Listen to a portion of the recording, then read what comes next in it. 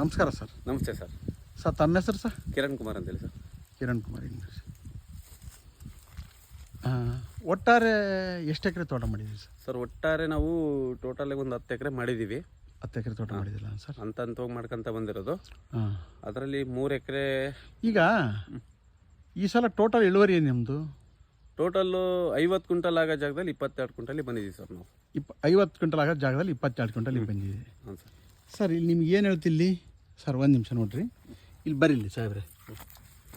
ಈಗ ಇಲ್ಲಿ ಮಣ್ಣಿನ ರಸಸಾರ pH ಅಂತಕ್ಕಂಥದ್ದು 8%.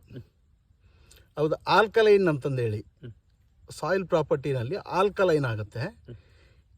ಈಗ 36 ಇದೆ, ಈ 36 ಪಾಯಿಂಟ್ ಸಮಥಿಂಗ್ ಇದೆ.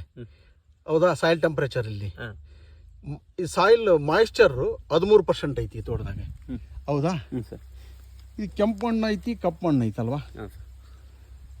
ಈ ಪೋಷಕಾಂಶವನ್ನು ಹೀರ್ಕೊಳ್ಳೋದ್ರಲ್ಲಿ ಫೇಲ್ ಆಗುತ್ತೆ ಭೂಮಿ ಅವೈಜ್ಞಾನಿಕವಾಗಿ ನಿರ್ವಹಣೆ ಮಾಡೋದ್ರಿಂದ. ಈಗ 5,000 ಗಿಡ ಇದ್ದು ಕೂಡ ಕನಿಷ್ಠ ಮಿನಿಮಮ್ ಅಂತಂದ್ರೂ ಕೂಡ ಒಂದು ಮಿನಿಮಮ್ 8 ಗಂಟೆ ಅಂದರೆ ಒಂದು 10 ಎಕರೆ ಹಾಕಲ್ಲ ಸರ್. ಹೌದಾ ಸರ್? ಒಂದು 80 ಕ್ವಿಂಟಲ್ ಹೋಗ್ಬೇಕು, ಮಿನಿಮಮ್ 80 ಕ್ವಿಂಟಲ್ಗೆ ಹೋಗ್ಬೇಕು. 22 ಕ್ವಿಂಟಲ್ ಹೆಂಗೆ ಗೊತ್ತಾ? ನೀವು ನಿಮ್ಮ ಆಲೋಚನೆಗಳು ತಾವೇನಾಗಿದ್ದೀರಿ? ತಾವೇನಾಗಿ ವರ್ಕ್ ಮಾಡ್ತೀರಿ ಸರ್? ನಾವು ಟೀಚರ್ ಸರ್. ಟೀಚರ್ಲ ಸರ್. ಈಗ ನಿಮ್ಮ ಆಲೋಚನೆಗಳೇನು ಅಂತ ಹೇಳಿದರೆ ಬಂದೇ ಬರುತ್ತೆ ಬರುತ್ತೆ ಅನ್ನೋ ಒಂದು ಕಾನ್ಫಿಡೆಂಟ್ ಇರುತ್ತೆ. ಹೌದಾ? ಟೀಚರಾಗಿ ಕೆಲಸ ಮಾಡ್ತಾಯಿದ್ದೀರಿ. 16 ಎಕರೆ ಅಡಿಕೆ ತೋಟ ಮೇಂಟೈನ್ ಮಾಡ್ತಿರೋದ್ರಿಂದ ಒಂದಿಷ್ಟು ವೈಜ್ಞಾನಿಕವಾಗಿ ಹೋಗೋದು ತುಂಬ ಒಳ್ಳೆಯದು ಅನ್ನೋ ನಮ್ಮ ಸಲಹೆ. ಸ್ವಲ್ಪ ನಿರಂತರ ನಮ್ಮ ಜೊತೆ ಸಂಪರ್ಕ ಇರಬೇಕು. ಆಯಿತು ಸರ್. ಕನಿಷ್ಠ 6.5 to 7.5 ಇನ್ ಬಿಟ್ವೀನಲ್ಲಿ ಮಣ್ಣಿನ ರಸಸಾರ ಇರಬೇಕು. ಸಾಯಿಲ್ ಟೆಂಪ್ರೇಚರ್ ನೋಡ್ಕೊಂಡು ನೀರು ಬಿಡ್ತಕ್ಕಂಥದ್ದು. ನಾವು ಹೇಳ್ತಕ್ಕಂಥ ವಿಚಾರಗಳನ್ನ ಸುಮಾರು ಒಂದು ಅರ್ಧ ಮುಕ್ಕಾಲು ಗಂಟೆಯಿಂದ ನಿಮ್ಮ ತೋಟ ಅಡ್ಡಾಡ್ತದ ನಾವು.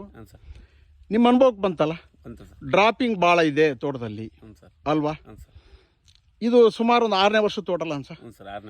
ಇಲ್ಲೂ ಕೂಡ ಒಂದಿಷ್ಟು ಏನಾಗ್ತಿದೆ ಅಂತ ಹೇಳಿದ್ರೆ ಕುಂಚಿಗೆ ತುಂಬ ಒಣಗ್ತಾ ಇದೆ, ಶೃಂಗಾರ ಒಣಗ್ತಾ ಇದೆ. ಇದಾಗಬಾರ್ದು ಅನ್ನೋದಾದರೆ ನಿರಂತರವಾಗಿ ಮಣ್ಣಿನ ಸುಸ್ಥಿರತೆ ಕಾಪಾಡ್ಕೊಂತ ಹೋಗೋದು ಉತ್ತಮ. ಆಯಿತು ಸರ್. ಒಂದಿಷ್ಟು ಹಸಿರಲೆ ಗೊಬ್ಬರ ಮಾಡೋದಲ್ಲಿ ಫೇಲ್ಯೂರ್ ಆಗಿದ್ದೀರಿ. ಇದನ್ನು ಮುಂದಿನ ದಿನಗಳಲ್ಲಿ ನಮ್ಮ ಜೊತೆ ಸಂಪರ್ಕದಿರ್ರಿ. ಮಣ್ಣಿನ ಜೈವಿಕ ಶಕ್ತಿ ಜಾಸ್ತಿ ಮಾಡ್ಕೊಂಡು ಹೋಗೋದು ಉತ್ತಮ ಅನ್ನೋದು.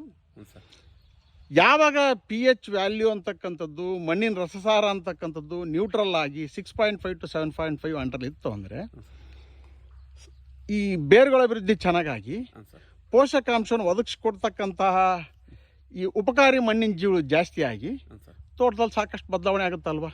ಆಗುತ್ತೆ ಸರ್. ಆಗುತ್ತೆ ಸರ್.